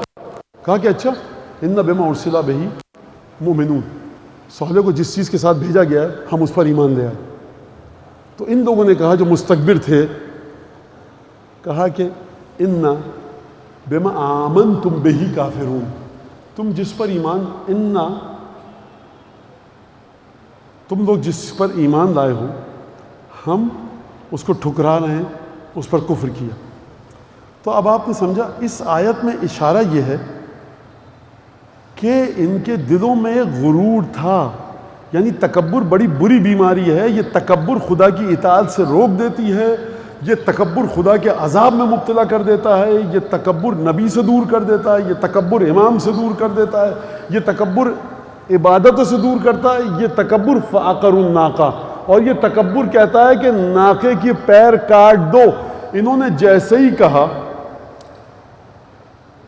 کہ ہم اس پر کفر کرتے ہیں کہ جس پر تم ایمان لائے، آیت ہے فعقروا، جیسے انہوں نے کہا کہ ہم صالح کو نہیں مانتے، اس کے فوراً بعد جملہ ہے کہ انہوں نے اونٹنی کے پیر کاٹے، یعنی ٹھکرایا تھا صالح کو، پیر کاٹے اونٹنی کے۔ تو ہمیشہ یہ مت سمجھنا کہ نبی کے پیغام کو ٹھکرانے والا نبی کو قتل کرے گا، بلکہ نبی کے پیغام کو ٹھکرانے والا نبی کے انوار کو بھی قتل کر سکتا ہے۔ لہٰذا یہی وجہ تھی کہ سیدہ نے فرمایا لیست ناقۃ صالح باکرم منی، صالح کے پاس جو اونٹنی آئی تھی نا خدا کی بارگاہ میں، اس کی عزت مجھ سے زیادہ نہیں ہے۔ کہاں سیدہ نساء عالمین اور کہاں ناقہ صالح۔ تو اب آپ سمجھے کہ نبی کریم کا اگر صالح کا امتحان ہوا ہے اونٹنی کے ذریعے، صالح کے ساتھ محبت کرتے ہو کہ نہیں کرتے اونٹنی کے ذریعے، نبی کریم کا امتحان ہوگا نبی سے محبت کرتے ہو؟ ہاں کرتے ہیں۔ یہ بتاؤ حسین سے کتنی محبت کرتے ہو؟ وہ واقعہ ہو گیا، ہمیں اس سے سروکار نہیں ہے۔ خدا کہہ رہا ہے اونٹنی سے ہم کو سروکار ہے، تم کو رسول کے بیٹے سے سروکار نہیں ہے۔ لہذا توجہ کیجئے، میں یہاں پر 2-4 جملے اور کہوں۔ بھائی ہم اس لیے عزاداری میں نہیں آتے، اس میں بدعتیں ہیں، تابوت نکالتے ہیں بدعت ہے، علم بدعت ہے، ذوالجنہ بدعت ہے، ماتم بدعت ہے، بدعتیں ہیں، اس لیے میں نہیں آتا۔ ٹھیک ہے سرکار، کل سے جلوس میں یہ بدعتیں نہیں ہوں گی، ہم کہہ رہے ہیں صحیح ہے، مثال کے طور پر تھوڑی دیر کے لیے فرض کر لیتے ہیں، علم تابوت ذوالجنہ نہیں ہوگا، ماتم نہیں ہوگا۔ اب آپ آئیں گے، آپ بلند آواز سے روتے ہیں، یہ بدعت ہے، اچھا ہم دھیمے روئیں گے۔ اب آپ آئیں گے، بھائی آپ نے خود قتل کیا تھا تو یہ ہے غلط، تو اب آپ خود یہ غلط ہے، ہم نہیں مانتے اس کو، ہم اس چیزوں کو مانتے ہی نہیں ہیں۔ سرکار رسول کو مانتے ہو کہ نہیں مانتے؟ ہاں۔ رسول کا رشتہ بیٹے اور باپ کا تھا، حسین کے ساتھ مانتے ہو کہ نہیں مانتے؟ ہاں۔ اچھا وہ یہ کہہ سکتے ہو کہ جس نے حسین کو قتل کیا اس پر لعنت؟ نام کے بغیر لعنت تو کرو. ان الذین یؤذون اللہ ورسولہ لعنہم اللہ فی الدنیا. خداوند تبارک و تعالیٰ نے دنیا اور آخرت میں لعنت کی ہے اس پر کہ جو اللہ اور اس کے رسول کو اذیت دے, جو رسول کو اذیت دے, اور آخرت میں اس کے لیے دردناک عذاب رکھا ہے سورہ احزاب کے مطابق. تو پہلے طے کر لو. ہم نہیں کہتے صاحب آپ حسین کے جلوس میں آئیے, مولا کی عزاداری کیجئے, لیکن ہم یہ کہتے ہیں کہ طے کیجئے کہ حسین کے قاتل نے حسین کو قتل کر کے رسول کو اذیت دی کہ نہیں دی. اگر نہیں دی قرآن پہ ہاتھ رکھ کے کہہ سکتے ہو, اور اگر اذیت دی ہے تو خدا لعنت بھیج رہا ہے. خدا کی سنت ہے کہ قاتل حسین پر لعنت بھیجی جائے, رسول خدا کو جس نے اذیت دی اس پر لعنت بھیجی جائے. اچھا آپ جلوس میں نہیں آئیے. عاشور کے دن حسین کی برسی تو ہو سکتی ہے آپ کے مطابق سرکار. قرآن پڑھ کے بچوں سے کہیے رسول کا بیٹا آج مرا تھا. اب کسی نے مارا ہمیں نہیں پتا, لیکن حسین کو نعوذ باللہ من ذالک خاکم بدہن اپنے گھر کے ایک مردے کی طرح سمجھ کر سورہ یاسین تو پڑھ کے ہدیہ کر سکتے ہو. یعنی اس قدر عجیب مسئلہ ہے امت مسلمہ کے ساتھ کہ اپنے مردے کے لیے تو قرآن خوانی کر لیتے ہیں, لیکن حسین ابن علی کے لیے ماتم نہ کیجئے, آپ گریہ مت کیجئے. سب بدعت مان لیا. قرآن پڑھنا تو مردے کے لیے باعث ثواب ہے, اچھے عمل کر کے بھیجنا تو باعث ثواب ہے. یہ بچوں کو بٹھا کے گھروں میں یہ کیوں نہیں کیا جاتا؟ آپ یہ کہیے کہ جس نے رسول کے بیٹے کو قتل کیا, کسی بھی فرقے سے ہو, کسی بھی مذہب سے ہو, کسی بھی قبیلے سے ہو, کسی بھی لباس میں ہو, کوئی زبان بولتا ہو, اس پر لعنت ہے. خداوند تبارک و تعالیٰ فرما رہا ہے. تو سرکار یہ آپ دیکھیے کہ ہم نے جناب سید الشہداء کو ایک اور سنت, اور اگر آپ سنت کی بات کریں تو چلیے رسول خدا, البتہ اگرچہ سنت سے ثابت ہے کہ رسول خدا نے حسین پر گریہ کیا, واضح سنت سے ثابت ہے, لیکن تھوڑی دیر کے لیے کہتے ہیں نہیں ہے ثابت. فرض کیجئے نہیں ہوا ثابت. خدیجہ اور ابو طالب کا تو سوگ منایا تھا, یہ تو سنت ہے. سرکار ابو طالب کی وفات پر تو آپ سوگ منا لیا کیجئے, آپ جناب خدیجہ کی وفات پر تو سوگ منائیے. عام الحزن کہا, حزن کا سال کہا, غم کا سال کہا. یہ رسول خدا کی شخصیات کو, جو رسول خدا سے شخصیات جس طرح سے جڑی ہوئی ہیں ان سے جڑنا سیکھیے, گھبرائیے نہیں. میں آپ سے کسی کو نہیں کہہ رہا کہ کسی کو معین کریں, کیا کریں, اور بات پھر چلی جائے شخصیات میں ایک بحث گیر و دار شروع ہو جائے. جس نے مولا حسین پر ظلم کیا, چلیے اچھا اس کو بھی چھوڑ دیجئے. کہیے اگر مولا حسین کے قاتل سے رسول خدا ناراض ہیں تو ہماری اس پر لعنت. ارے یہ تو کہہ دو کم از کم.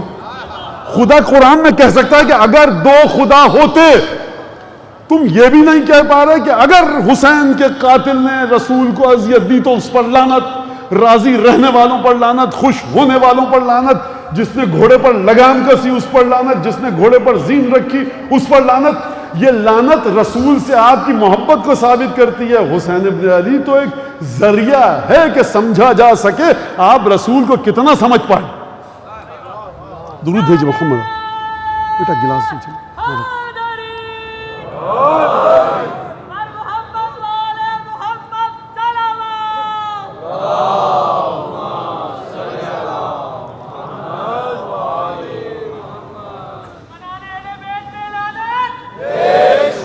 لہٰذا آپ امیر المومنین کے پوتوں کو اور نواسوں کو دیکھیں کربلا کے میدان میں, جو یہاں کے مطابق ہے. وہ آج جس شہزادے کی شہادت پڑھنے کا حکم دیا گیا, کہا گیا ہے حضرت امام مجتبیٰ کا فرزند برومند حضرت قاسم ابن الحسن. حسین ابن علی کے ساتھ جتنے بھی شہید ہیں مولا کے ساتھ, خصوصاً جو بنی ہاشم کے, حضرت ابو الفضل عباس, شہزادہ علی اکبر, جناب علی اصغر, جناب قاسم, ان کو ایک خاص مقام حاصل ہے کیونکہ یہ فاطمہ زہرا کے پوتے ہیں, خون فاطمی ان کی رگوں میں, اور یہ خود اپنی جگہ پر ایک الگ فضیلت ہے. بہرحال عزیزان گرامی, جب شب عاشور مولا حسین نے چراغ جلایا اور گفتگو کی, اور جو گفتگو آپ کے سامنے وہ شب عاشور انشاءاللہ پیش کروں گا. چراغ بجھایا, جب دوبارہ جلایا تو دیکھا سب کے سب جوں کے توں بیٹھے ہیں. اصحاب نے ایک کے بعد ایک خطبے دیے, کچھ رشتہ داروں نے بھی خطبے دیے مختصر سے، اور مولا نے فرمایا کہ کل ہم سب شہید ہو جائیں گے۔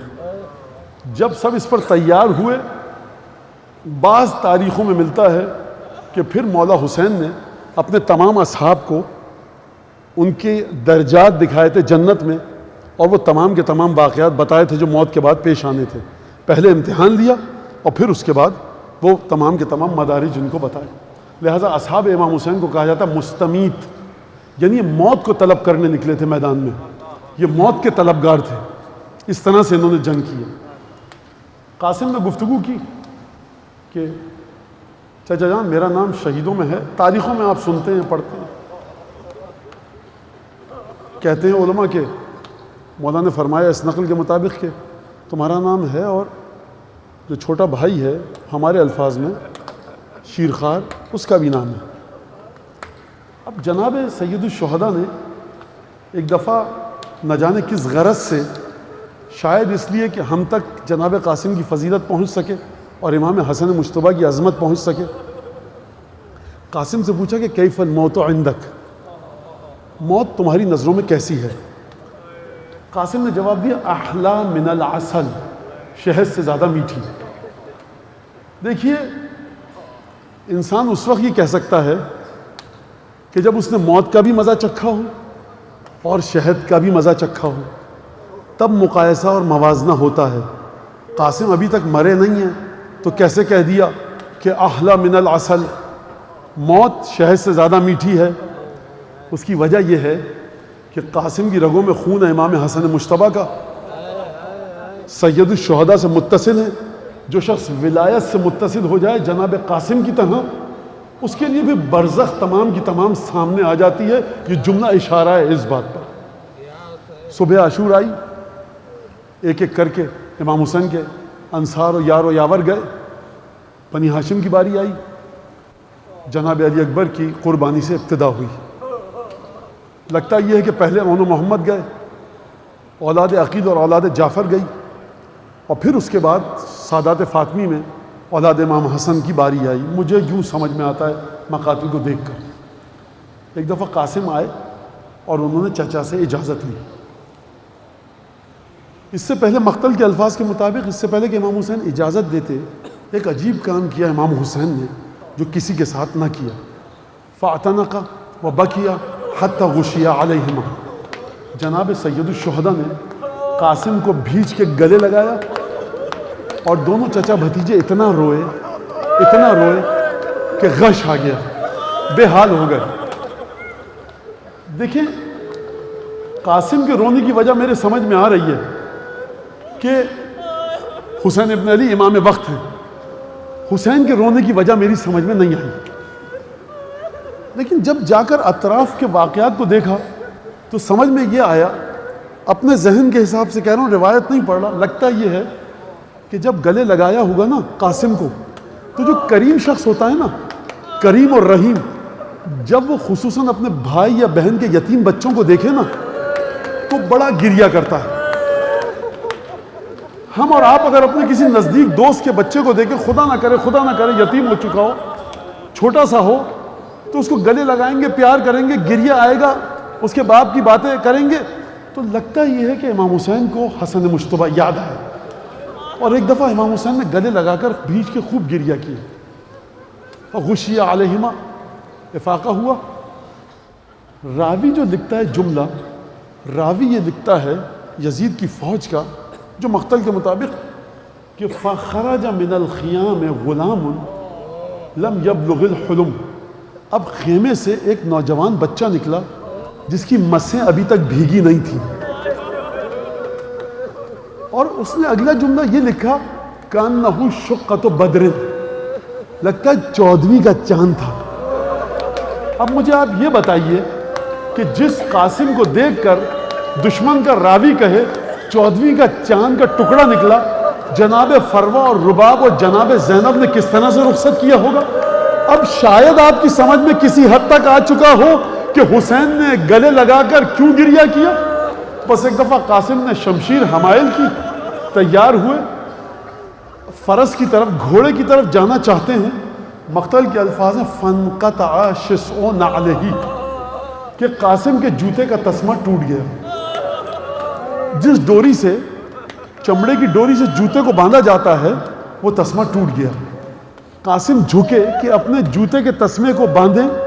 حسین ابن علی لگتا یہ تیزی سے آئے اور آ کر قاسم کے جوتے کا تسمہ باندھا. میں کہوں گا مولا کتنی محبت ہے اپنے یتیم بھتیجے سے کہ حجت خدا فاطمہ زہرا کا لال حسین ابن علی راکب دوش رسول جھک کر قاسم کے جوتے کا تسمہ باندھے. میں کہوں گا مولا ابھی تھوڑی دیر بعد جب قاسم کا لاشا اٹھا کر لا. ایک دفعہ قاسم میدان میں گئے, تواریخ میں موجود ہے کہ ازرق شامی کے اپنے اس نے 3 بیٹے بھیجے, بڑے پہلوان تھے, ایک کے بعد ایک جناب قاسم نے سب کو واصل جہنم کیا. ازرق شامی کو واصل جہنم کیا. جب ان 4 پہلوانوں کو واصل جہنم کر دیا, اب شہزادے پر کئی پہر کی پیاس اور بھوک کا عالم طاری ہے, چلچلاتی ہوئی دھوپ ہے, ہر طرف سے حملہ کیا گیا. جس کے ہاتھ میں تلواریں تھیں اس نے فروا کے چاند پر تلواروں کو رس مارا, جس کے ہاتھ میں نیزہ تھا اس نے نیزوں کو مارا. اب قاسم گل بدن پشت زین پر سنبھل نہ سکے, ایک دفعہ گھوڑے سے زمین پر آئے, یا اماں ادرکنی. آپ سمجھے کیا ہوا؟ قاسم نے یہ نہیں کہا اے مولا ابا عبداللہ, قاسم کو اتنی محبت تھی, کہا چچا جان میری خبر لیجئے. مقتل کے الفاظ ہیں فحمل علی القوم کاللیث الغضبان. ایک طرف سے لگتا ہے عباس نے حملہ کیا, ایک طرف سے حسین نے لشکر پر حملہ کیا. فحمل علی القوم کاللیث الغضبان, بکھرے ہوئے شیر کی طرح سے حسین نے لشکر پر حملہ کیا, لشکر کو پیچھے دھکیلا. اب جو قاسم کے سرہانے پہنچے تو دیکھا کہ بھتیجا دم توڑ چکا. قاسم کی لاش پر آ کر حسین نے قاسم کے مصائب نہیں پڑھے, یہ مولا حسین کے مصائب ہیں. یہ وہ جملہ ہے کہ جب آیت اللہ العظمہ عبد الکریم حائری کے درس سے پہلے ذاکر مجلس پڑھتا تھا, جناب قاسم کے یہ مصائب پڑھتا تھا, تو آیت اللہ فرماتے تھے کہ مصائب قاسم کے بعد یہ جملہ مت پڑھا کرو, میرے دل میں سننے کی تاب نہیں. میں کہوں گا قبلہ آپ کے دل میں سننے کی تاب نہیں ہے, حسین نے برداشت کس طرح سے کیا. بس ایک دفعہ لگتا یہ ہے کہ حسین قاسم کی لاش پر بیٹھے اور یہ کہا یعز واللہ علی عمک ان تدعوہ فلا یجیبک واذا یجیبک فلا ینفعک. بیٹا قاسم تیرے چچا پر کتنا دکھ کا وقت ہے, کتنا کٹھن مرحلہ ہے حسین پر کہ تو نے مشکل کشا کے بیٹے کو مدد کے لیے پکارا جب تجھے مدد کی ضرورت تھی. ارے چچا نہ آ پایا, اور جب آیا تو میری مدد تجھے فائدہ نہ دے سکی. قاسم کا لاشا خیمے میں گیا, مجھے نہیں پتا مولا بیوہ بھاوج کو تسلی کیسے دو گے, کس طرح سے خیمے.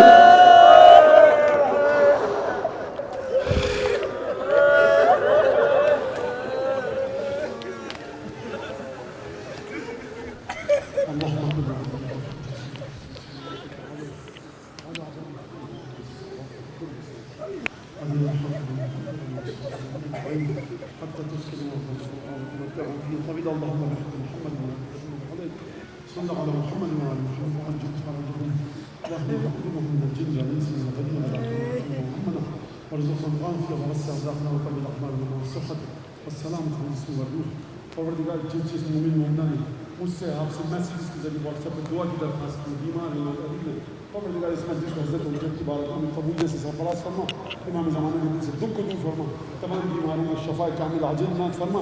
تجھے قسم دیتے ہیں حضرت قاسم الدین حسن کی, اس عزاداری میں قبول فرما. ماتانا حسن مہندی کی شب آئی, مہندی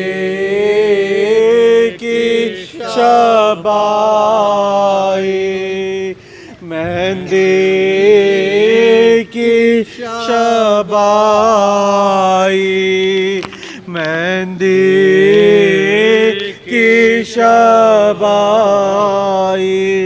یہ خوش خبری مادر قاسم نے جو پائی مہندی کی شبائی مہندی کی شبائی یہ خوش خبری مادر قاسم نے جو پائی مہندی کی شبائی مہندی کی شبائی لو بیویاں خوش ہو میری امید برائی مہندی کی شبائی مہندی کی شبائی دولہا بھی بنا